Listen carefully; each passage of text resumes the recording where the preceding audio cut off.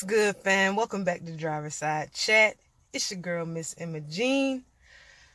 Um, so today is gonna be a little different from my first two videos. If you're back again, obviously, thanks for watching. I appreciate you taking time out of your busy day to see what I'm talking about, see what I have to say. That means a lot to me. But today I'm just gonna talk about the Surviving R. Kelly docuseries. Let me just give a little disclaimer and say that if you're offended by a little profanity, I'm gonna give you a second to click the X because I'm inflamed. I'm a little inflamed, and sometimes that's just how I express myself. So, all right, y'all should be gone by now. But moving right along, the title of today's episode is "You Remind Me of Something." R. Kelly, you remind me of something, and I know exactly what it is. A damn pedophile. What in the bump and grind hell is wrong with you? Yo, did y'all watch this? Did y'all watch all 6 parts? Like, I was logging in. I didn't start watching it until Saturday night. I thought it was just gonna be another sorry biopic by Lifetime, like they did for Aaliyah and them, but this was dark. Like, the best description of how I was left feeling after watching that series is unsettled and overwhelmed. Like, it just had me questioning so many things and so many people. Like, how did this go on for so long and nobody said or did anything about it? Like, everyone was just complicit. Everyone just went along with it and did whatever it was that made him cut the check. That's what it seemed like. I can't possibly touch on every single thing that that struck a nerve with me in this series, but I'm just gonna touch on a couple of things that stuck out to me. And I always take notes for y'all. This is how serious I take. I always take notes so I don't forget any of my talking points. So if you see me glancing over to my left, then that's why. So at the beginning, it started out, talking about his childhood. His brothers were talking about how mild-mannered and timid he was, and how if you just looked at him a certain way, he would start crying. He couldn't read, so basically, he was on the back hall at my high school. That's what we called it. He was in Miss Yvonne's class baking them big-ass cookies. I know y'all remember that from North Pitt High. Shout out to North Pitt High. But, yeah, he just was a timid kid. He got to the 12th grade and dropped out of school, which I'll never understand that. You get all the way to 12th grade and drop out? Whatever. But he won a singing contest. He basically, blew up instantly as soon as he won that contest. He's a musical genius. None of us can take that away. None of us can deny that, no matter, how much we may want to. You just can't. He definitely has a gift. But yeah, he blew up overnight, and he started to get a little bit of swag and confidence about himself, and he changed from, the shy, timid little boy to a predator. 1 second you're this little boy who can't even look a person in the eyes, and the next minute you're a superstar going to all over the place pulling young girls. So I thought that was interesting, just the transformation. Also, it did break my heart when they went back to the interview where he shared that he too had been molested from the ages of 7 to around 13 or 14, I think he said. And he said that, when the interview, I can't remember which interview it was, but when the person asked him, well, how do you think that affected you? How did it impact you? He said, it prematurely awakened, sexual sensations. You're not supposed to know what a sexual feeling or thought or sensation is like at the age of 7. You're just not. Your body nor your mind is in that place yet. You're just not there. So he did admit that, and I found that interesting. I won't dwell on that too long because I don't want anyone to think that I condone that behavior, just because, I don't want anyone to think I'm making excuses for him. But I just wanted to make the point that, we definitely can't ignore the psychopathology behind what came out after, he shared that. Oh, his tour manager. What was the tour manager's name? Demetrius Smith? Bruh. You single-handedly, outside of R. Kelly and him being just sick and demented, you single-handedly pissed me off the most. Like, who raised you? I mean, he admitted to seeing the evolution of the relationship between R. Kelly and Aaliyah from the time she started working with him when she was 12 years old. I don't know when he started, having a relationship with her or whatever, but Demetrius, you admitted. You said you saw things change. You saw them getting closer. You saw the dynamic of their relationship changing and evolving. You're not stupid. You knew what was going on. You might want to try to make us believe that you didn't, but you knew what was going on. And to add insult to injury, when he told you that he possibly could have knocked Aaliyah up, you went out of your way to falsify his documents so that this damn near 30-year-old man could marry a 15-year-old girl. You falsified documents so that this kid could marry a 27-year-old man. Trash. You trash. All right. What else? Sparkle and her whole family, except for the young lady. She was 14. She was in a vulnerable position. There's a lot of psychology behind the human brain during adolescence. It's just not where it's supposed to be. It's not developed where it should be. And she was just in a bad situation where someone who had money, power, and fame, used that to lure her in to doing just unfathomable things. So my heart definitely goes out to her. But everybody else in that family, so y'all watched your daughter, your niece, or whatever you were, whatever family member you are, whatever relationship you are to her, you watched her having inappropriate sexual interactions with a man that's twice her age. Not only that, but you watched him put grown man piss on her. Like, you you all are, I don't want to say solely responsible, but you are a huge reason why this man is still walking around today scot-free, because you said that it wasn't her in the video. I'm assuming there was some money involved and that he paid y'all off. Trash. Yeah, I don't understand why they would do that. I guess they, like I said, I guess he paid them off, and unfortunately, he was found not guilty on like 21 charges of child pornography, and a bunch of other things. But yeah, he was let off to go and continue to damage other young black women. Trash. What else? The parents of all the young girls. How, Sway? How?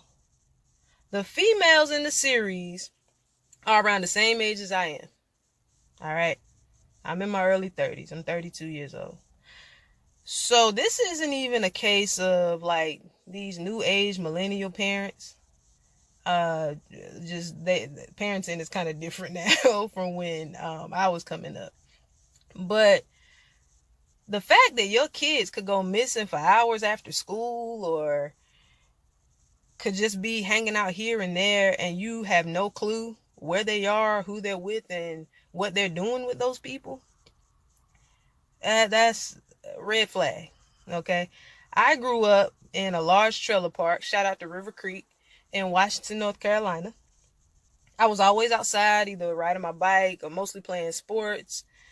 And my parents always knew where I was. And even if I didn't want them to know where I was, they would pull up. If I was somewhere I wasn't supposed to be, they would pull up. They would pull up on your girl. I couldn't do what I wanted to do. I just couldn't, I couldn't go to certain parts of my neighborhood because there were a lot of teenage boys, or maybe some other reasons that my parents knew that they didn't feel the need to share with me. I couldn't go to certain places. I couldn't go inside of certain people's house. I couldn't sit on people's laps. I was told before we went certain places, don't you sit on so-and-so's lap. Okay? My mama didn't play, all right? If you follow me on Facebook, you may remember a story where I shared where my mom she forbade me to go to this one person's house. It's like you can do whatever you want to do, but I better not ever catch wind of you being over their house. And what did I do? it was a little kickback over her house one day. All the bikes were in the yard, so it was lit, right? When you see all the bikes in one spot, that's where the party used to be. That's where the party is. But y'all might not know because kids don't really go outside like that anymore. Bruh, I decided I'm gonna go over here anyway, man. I'm tired of not being able to do what I want to do. I barely crossed the threshold. I barely even got my knees were bent about to sit down on the sofa cushion, and my mama pulled up in the yard. Like I said, I got up, I went outside, and I just pedaled my bike home in defeat, and she followed behind me till we got home. Like I just couldn't. She knew where I was. She knew what I was doing. That's just the way it was in my house. What else? Let's see. Yeah, like even when I was, anyone who knows me, I've always played sports. I played basketball all the time with the boys, or baseball, or softball, or whatever it was we wanted to play. Mostly basketball. Always playing sports, and my dad used to pretend like he was doing stuff in the yard. It wasn't that much. There ain't that many leaves, Daddy. We ain't got that many trees in our yard. He would be outside pretending like he's doing yard work to keep an eye on me, make sure there was no funny business going on. That's just the kind of parents I had, and I thank God for that. But I just have a hard time with the parents and some of the things that they said and did, and some of the things they allowed their daughters to do, daughter or son. It doesn't matter. I don't want to make this a gender thing, but just the things that their kids were able to do and get away with, and they just had no clue. You know what I mean? Please don't think for one second that I'm taking any blame away from R. Kelly, because he is ultimately the biggest loser in this whole thing. Like, he's demented, he's sick, and quite frankly, he needs a lot of psychological help. He definitely does. But I'm just touching on everything that just occurred to me while I was watching. And I'll never forget the looks on those women's faces, those girls' faces, when they shared their stories, and as they had to revisit those times where they experienced certain things with him, or they had to mentally revisit those repugnant, inhumane things they endured while they were with him. I believe them. Everybody's not lying on him. I even saw an interview with K. Michelle and Jason Lee a few months ago where she said some of the same things about her relationship with him that a lot of these other girls said. So everybody ain't lying.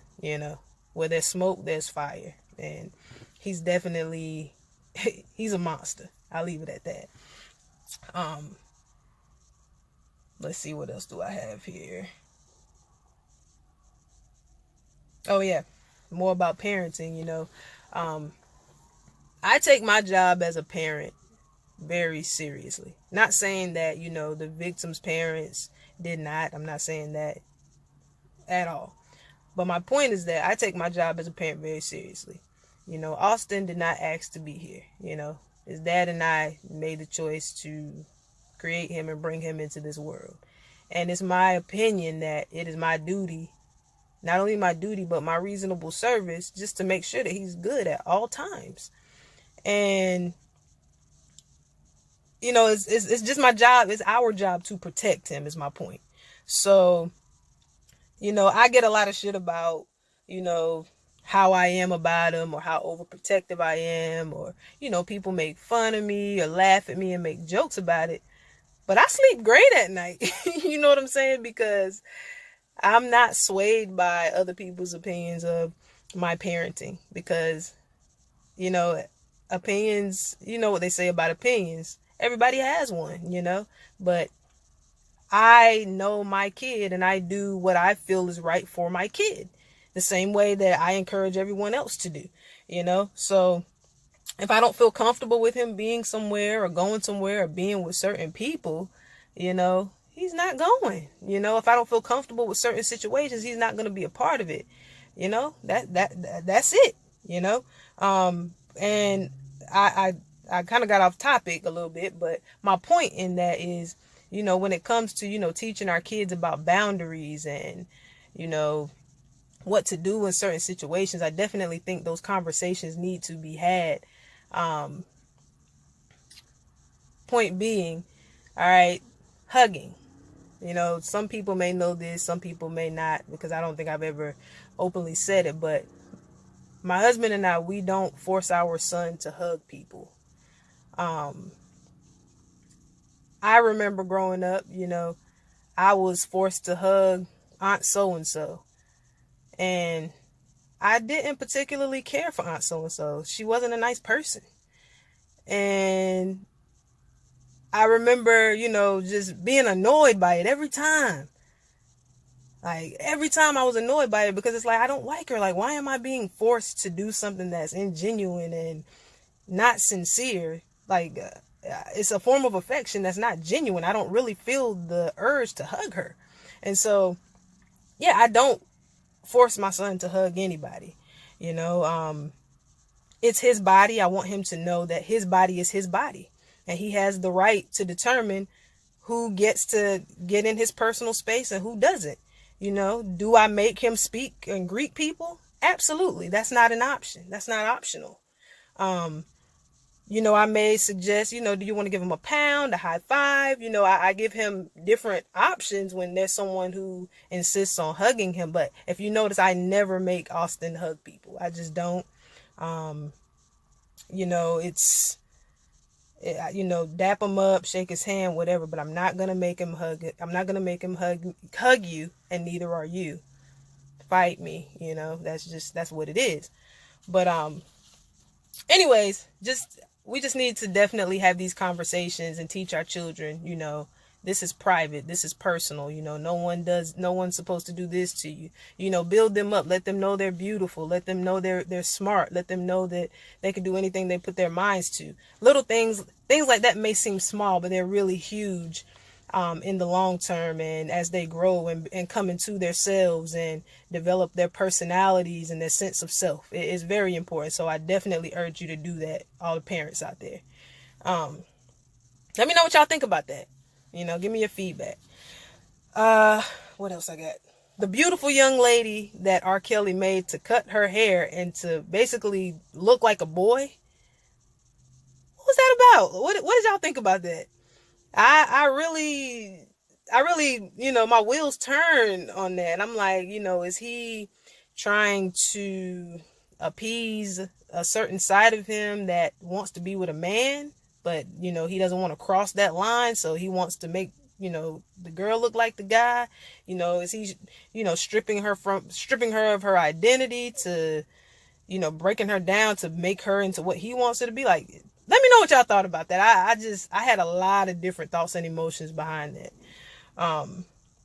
But those poor girls were brainwashed and abused, and even in spite of that, they wanted to be around him. They wanted to be with him. They loved him. Like, that's where they wanted to be, even in spite of the abuse. I don't, let me see what else I have. Azriel's parents, the ones they had like the DMV accent. The little brown skinned girl with the curly hair who her sister went with her when she first went to be with R. Kelly.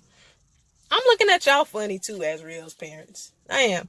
I could kind of understand you letting her go on stage with him, I guess, but the rest, it didn't, it just didn't. It was something peculiar about it. Her begging you and telling you that you're blowing her shot. Like, hey, you better blow your ass in this car and let's go home. Like, we not about to do this. You're not about to stay here with this man. I just thought that was odd. I don't want to speak out of turn, but who else will be camped out outside of his door waiting to let out all the smoke till my daughter came out, till my son came out? Like, something about her parents didn't seem right to me. It seemed like they just went up there to be a part of the documentary and just to say they did. I don't know. That was very weird to me. But my baby is in there and she ain't coming out, and I haven't seen or talked to her, and you telling me that, and she's telling me that she wants to stay, etc. Nah. Nope. And the parents who hadn't seen their daughter in 3 years, and she's on TMC looking like a robot zombie saying that she wasn't being held against her will. Little did she know. But it was just all so sad. Like, I just felt so heavy, and I just felt the way while watching. It's like the more I watched, the worse it got. But yeah, there was just so much that happened. The last thing I want to mention is the whole daddy thing, and how he starves them when they break daddy's rules. This is so outlandish that it's almost unbelievable, but everybody's not making this up. Like, this dude is ill. Like, he's sick. Like, even yeah, like, starving me. Like, you mean I can't eat? I never would have thought. I just never would have. You can't make this kind of stuff up, is my point. Like, no, you can't make that kind of story up. Like, it just got really dark. Like, darker and darker. But yeah, the whole daddy thing. Like, I even look at Dr. Heavenly from Married to Medicine funny. I never looked at her the same once I found out she called her husband daddy. Like, that's weird. Why? Like, what is that about? But yeah, I'm gonna end it there. I know I skipped over a lot. Like, there's just so much to be taken away from, and there's so many conversation pieces. I just don't have enough time to dissect every single thing that occurred to me while I was watching that series. But thank you for watching. I really hope you enjoyed it. The conversation does not have to end with me. So please, please, please, drop down in the comments and let me know what you thought. Did you, have any weird thoughts? Did a certain part stick out to you? Was it anything odd or something that you found that just blew you away? Something you learned that you didn't know about surviving R. Kelly? Let me know. Oh, and if you watch this docuseries, if you watched all 6 parts of this docuseries, and you got on social media and made jokes about it or made light of it, or you even found anything slightly funny or humorous about it, as my homegirl Sharnessa would say, you might be a little rapey too, because there was nothing funny about this series at all. I know humor is subjective, but nah. And on that note, I'm out. Like, subscribe, comment. I'll have a new video for you guys every Wednesday. Please let me know what you think. If you want more stuff like this, if there's something I haven't done that you would like for me to talk about, please let me know. Hit the bell so you can get those notifications every Wednesday, so it can remind you that I'm posting stuff, let you know that I have some new material for you. But yeah, I'm about to roll out. Peace.